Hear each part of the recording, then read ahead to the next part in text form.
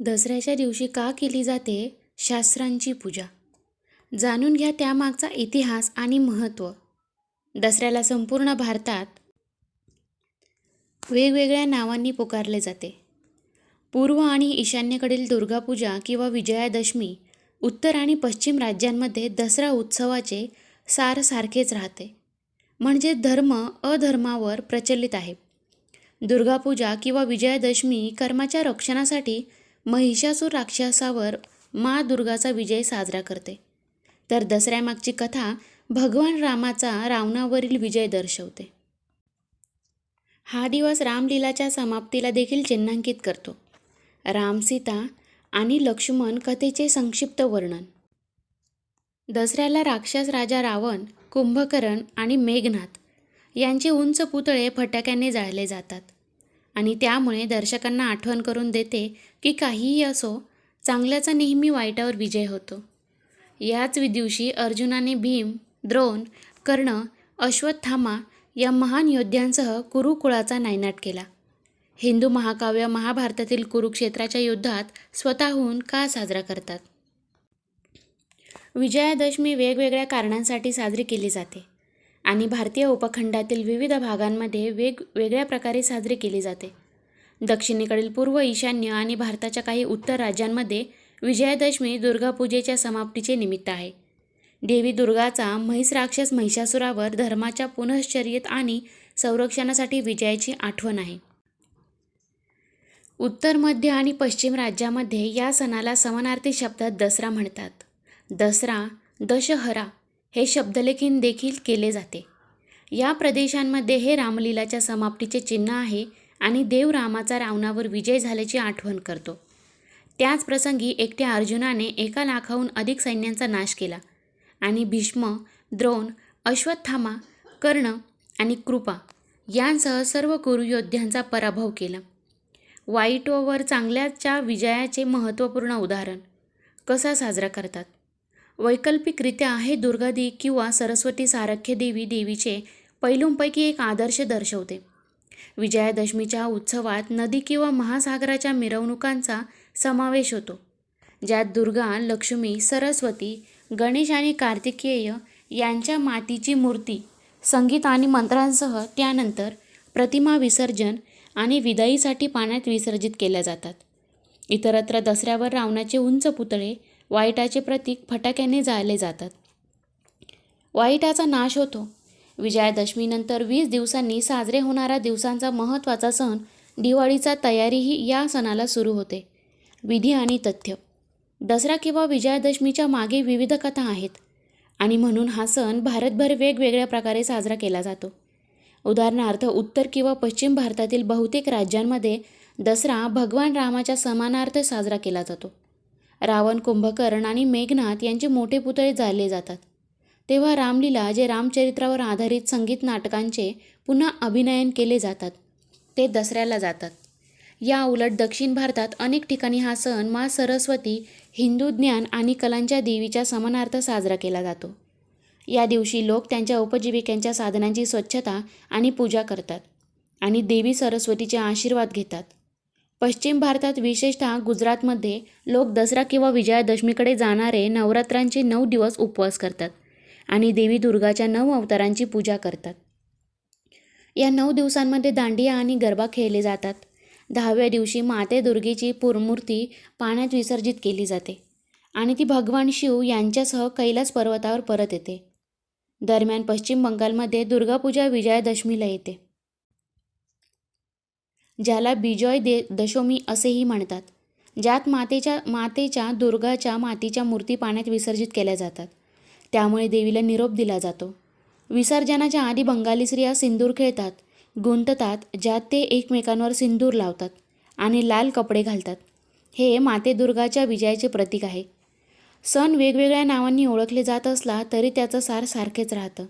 जे वाईटावर चांगल्याचा विजय आहे, अधर्मावर धर्माची स्थापना, आध्यात्मिक स्तरावर दसरा किंवा विजयादशमी, आपल्यातील नकारात्मकता आणि दुष्टपणाचा अंत, पक्षपात, पूर्वग्रह, रूढिवादी आणि नवीन सुरुवातीला चिन्हांकित करते.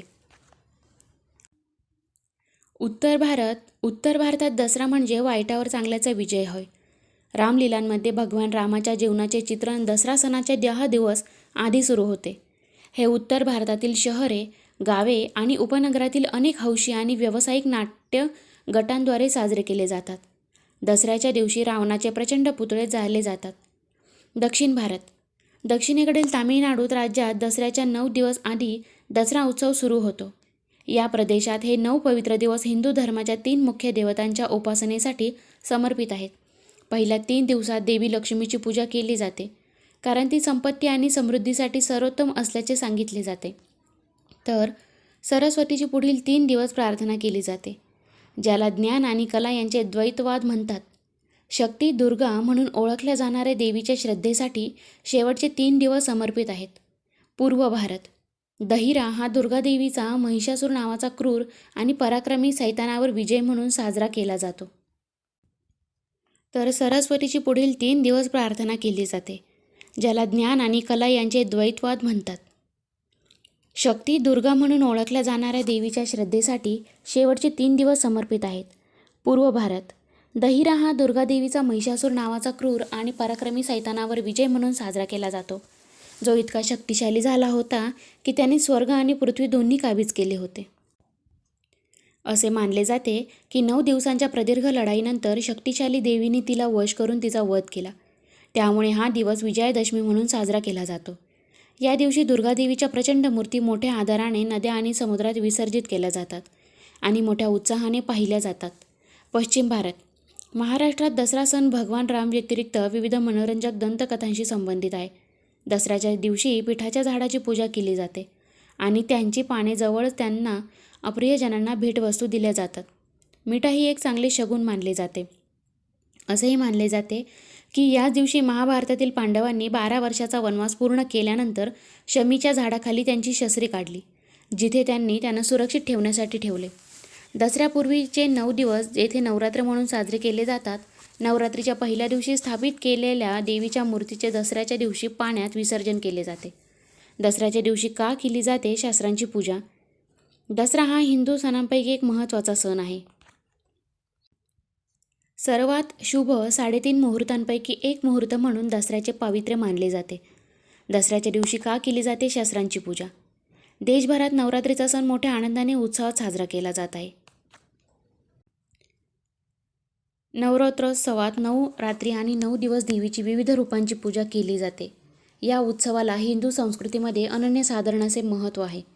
यंदा शारदीय नवरात्रीची सुरुवात 15 ऑक्टोबरपासून झाली आहे.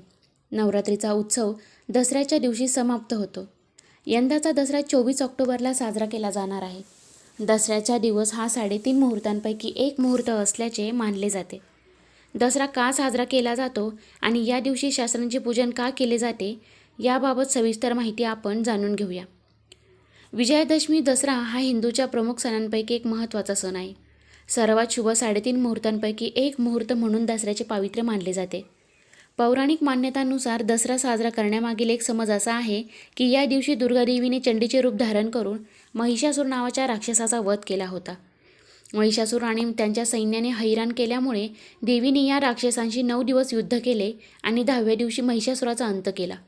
त्यामुळे नवरात्रीनंतर दसरा साजरा करण्याची परंपरा आहे. तर प्रभू श्रीरामांनी रावणावर विजय मिळवून त्याचा वध केला, तोही याच दिवशी. या अभूतपूर्व विजयामुळे या दिवसाला विजयादशमी असे म्हटले जाते. दसऱ्याच्या दिवशी शस्त्रांची पूजा करण्याची परंपरा प्राचीन काळापासून चालत आली आहे. या दिवशी शस्त्रांच्या पूजेबरोबरच लोक वाहनांचीही पूजा करतात. शिवाय अनेक शुभ कामांची सुरुवात देखील या दिवसापासून केली जाते. म्हणून सुरू झाली शस्त्रपूजनांची परंपरा. दसरा हा कोणत्याही कामासाठी शुभ मानला जातो. प्राचीन काळी क्षत्रिय योद्धावर जाण्यापूर्वी दसऱ्याची वाट पाहत असत. या दिवशी ज्याप्रमाणे प्रभू श्रीरामांनी असत्याचा पराभव केला होता, तसे दुर्गादेवीने महिषासुरा नावाच्या राक्षसाचा वध केला होता. त्याचप्रमाणे दसऱ्याच्या दिवशी कोणतेही युद्ध सुरू झाले तरी त्याचा विजय निश्चित होतो, असे मानले जात होते. तसेच या काळात युद्धावर जाण्यापूर्वी शास्त्रपूजन केले जात असे. तेव्हापासून ही परंपरा सुरू झाल्याचे सांगितले जाते. शमीच्या आपटा झाडाचीही केली जाते पूजा. भारतात अनेकदा एखाद्या सणाचे किंवा परंपरेचे त्या प्रदेशातल्या निसर्ग, पशुपक्षी किंवा झाडे यांच्याशी नाते असल्याचे दिसून येते. त्यामुळे निसर्गातल्या गोष्टी, शक्ती यांची देवता म्हणून पूजा केली जाते. त्याचप्रमाणे दसऱ्याच्या दिवशी शमीच्या झाडाची पूजा करून नवीन कामांना सुरुवात केली जाते. तर त्यातही यश निश्चित मिळते. असे मानले जाते पांडवांनी अज्ञातवासात संपताच शक्तिपूजन करून शमीच्या झाडावरची आपली शस्त्रे परत घेतली आणि विराटाच्या गायी पळवणाऱ्या कौरवांना सैन्यावर स्वारी करून विजय मिळवला. तोही याच दिवशी. शिवाय दसऱ्याच्या दिवशी आपट्याची पाने सोने म्हणून आजही गावोगावी वाटली जातात.